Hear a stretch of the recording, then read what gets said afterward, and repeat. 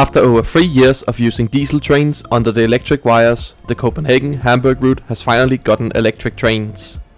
While the new DSB Vectron locomotives are brand new, the same cannot be said for the DB intercity coaches passengers will be travelling in.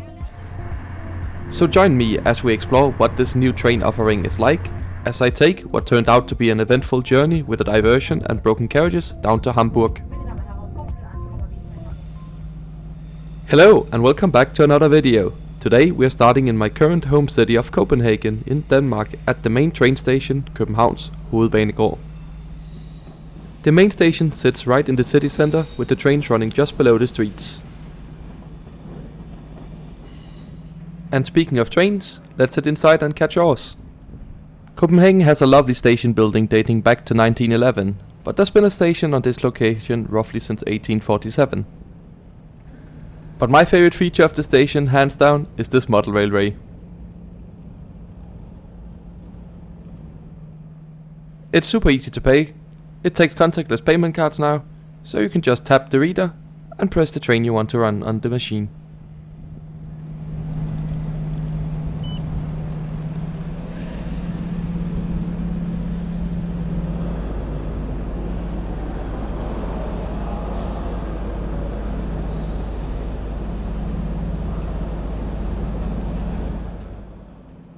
I could probably watch this all day, but we have a train to catch. Entering the main hall, you will find some ticket machines as well as signage and all the usual food outlets you'd expect. These ticket machines will however only sell you domestic train tickets in Denmark. You'll have to go to the ticket office if you want one to Hamburg.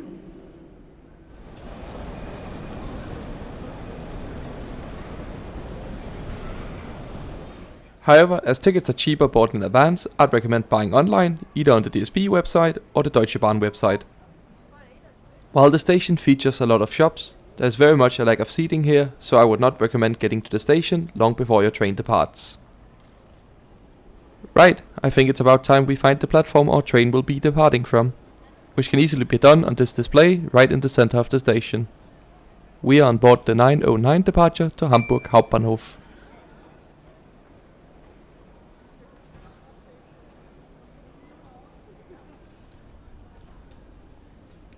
Right, here we are at the stairs down to the platform.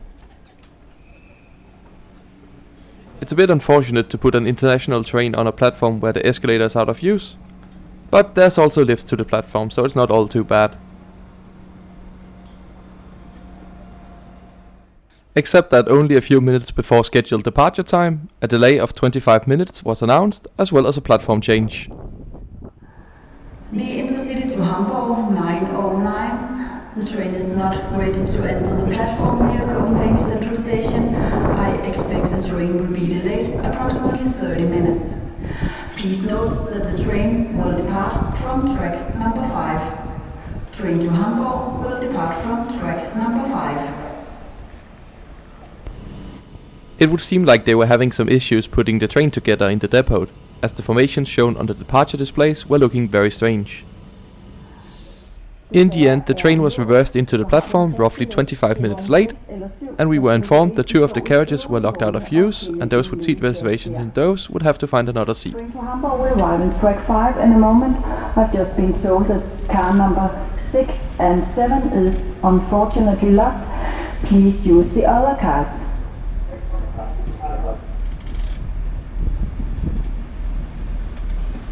Our train will be pulled off one of DSB's new Siemens Vectron locomotives, capable of speeds of up to 200 km per hour, but currently not running above 180. We got no time to waste, so let's head on board the train. Boarding took some time, as there was a lot of luggage and fewer doors due to the locked carriages.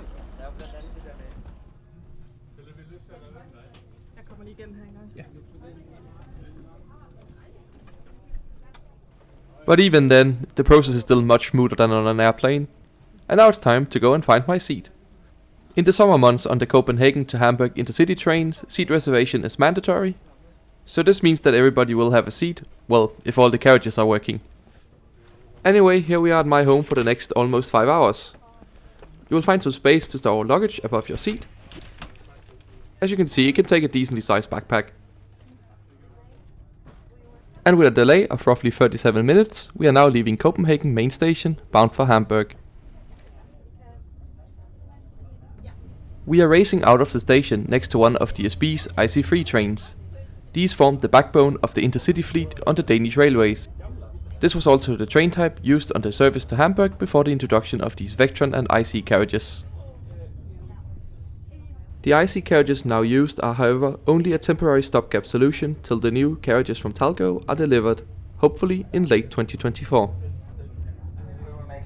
Shortly after leaving Copenhagen main station, we joined the new high-speed line at Ny Ellebjerg, which will take us towards Ringsted and Hamburg. This also seems like a great opportunity to take a look at today's route map.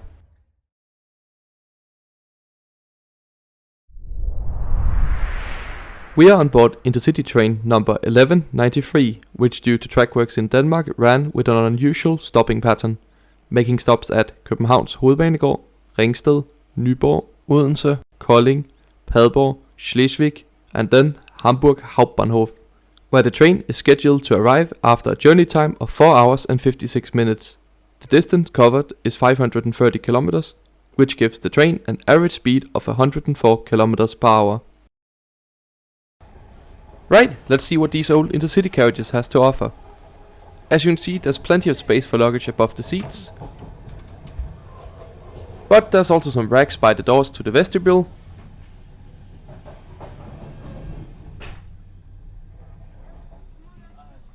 The seats in second are laid out in a 2+2 layout, as expected, with some base of 4.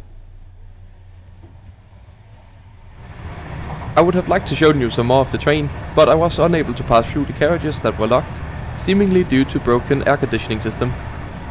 But what I can show you that I caught on my way back to my seat is the catering on board, which consists of the 7-Eleven jetpack person who has a small selection of snacks as well as coffee and tea on offer. Or you could do what I did and just bring your own stuff. The journey from Copenhagen to Hamburg has us pass through some really impressive water crossings. The first of which is Storebæltsforbindelsen, which first takes us down into an 8 km long tunnel. After that we emerge on the small island of Sprogø, where we join with the highway, which takes a bridge instead. The gradient required for freight trains to climb up on the road bridge would have been too steep, so that's why a tunnel was chosen for the first 8 km of the crossing. After Sprogø we continue on the low bridge for another 6.6 km till we reach the island of Fyn.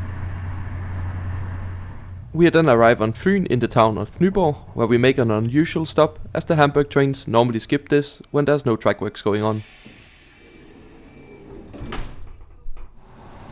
I'm gonna let you guys in on a very Danish tradition, which is whenever you cross the country, you must have a rest stop on Fyn. So that means it's now time for the toilet tour. The toilet is looking clean, the lock is working and simple, the flush is working as well. There's water working, and the soap dispenser is stocked, so good job Deutsche Bahn and DSB. After our visit to the toilet, we pass through Middelfart, and it means it's time to leave Fyn. We climb up and then cross using the Gamle Lillebæltsbro that will take us over to Jylland.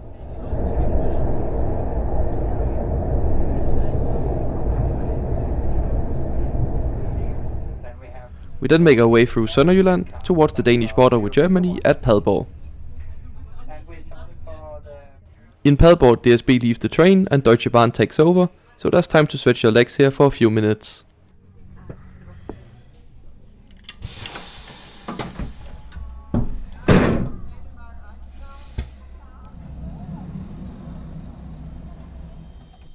Or you can have a quick look at the engine, which is what I did.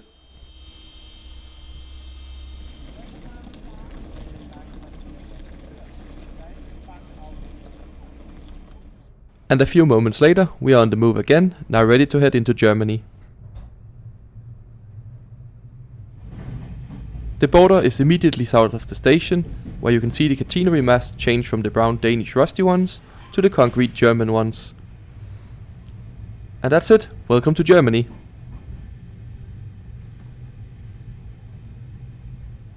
Before I forget, let me show the seat. There's a small and fairly sturdy tray table, as well as a storage nest. You will find a bin over here. But be aware that these trains do not have power outlets at every seat, so make sure to bring a power bank. But the seats themselves are fairly comfortable, good enough for a trip to Hamburg. The final landmark bridge crossing to look out for on this trip is the Rendsburg Bridge, which we will first pass under, and then we will make a big loop around to gain elevation, then entering the bridge, which will take us over the Kiel Canal.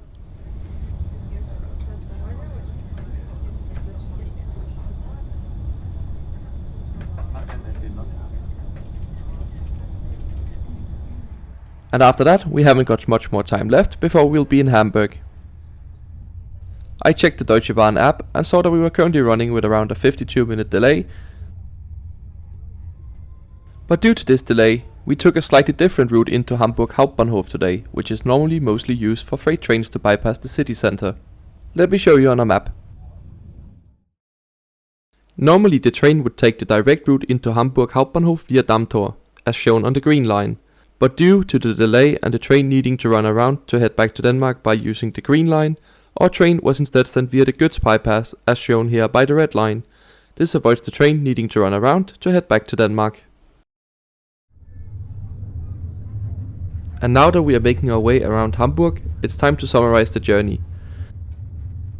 These trains might be a slight downgrade to the IC3s they are replacing in terms of comfort, but this route has been under capacity for years in the summer, with trains being sold out weeks in advance and people often left standing. The extra capacity is very much needed, and there's also a desperate need for more IC3s for use domestically in Denmark, so having these trains run to Hamburg instead is a win-win. Even though it might be a slight downgrade in passenger comfort, but honestly the biggest issue here for me is the lack of power outlets. In terms of tickets, these can easily be bought online using Deutsche Bahn's website or the DSB website. I booked my ticket roughly 80 days in advance on the Deutsche Bahn website, which cost me 35 euros and includes a seat reservation. I personally think this is good value for an almost 5-hour train journey in a comfortable Deutsche Bahn intercity train all the way down to Hamburg. And at 14:58 we roll into Hamburg Hbf, just under an hour late.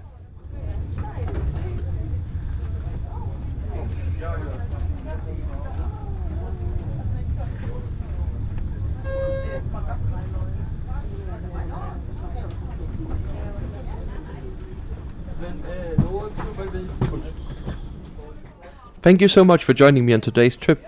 If you want to keep up with my travels in real time, you should follow me over on Twitter at intercitysimon. I post live for my travels over there, so it's a great place to stay up to date.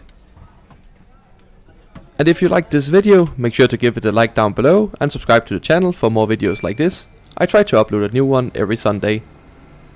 I'm now off to the airport to catch a flight to Uzbekistan, so make sure you're subscribed for some Central Asia content. Thanks for watching.